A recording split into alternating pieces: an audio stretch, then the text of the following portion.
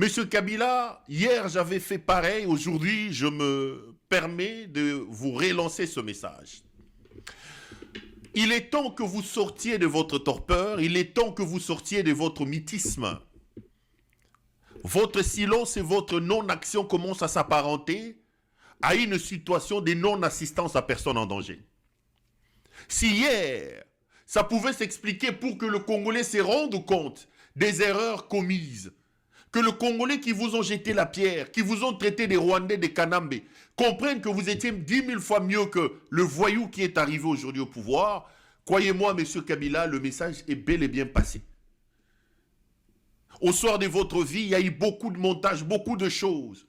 Aujourd'hui, lancez un sondage. Tout le monde, tout Congolais voudrait que vous rentiez et tout Congolais vous choisirez à la place de Félix Tshisekedi. Donc le message est passé, les Congolais ont compris.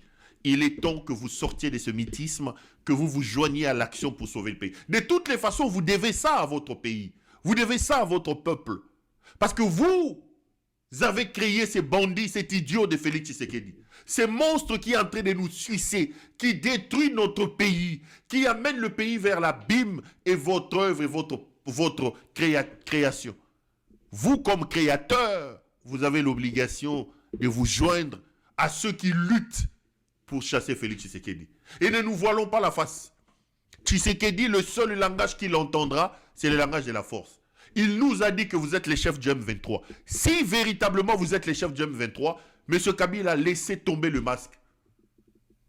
Prenez le leadership du M23. Le Congolais soutiennent les M23 parce qu'ils comprennent que seule la lutte et la guerre chassera ces voyous et ces bandits qui sont à la tête de notre pays.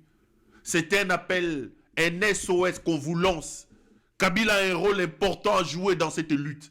Kabila a sa partition à jouer dans cette lutte.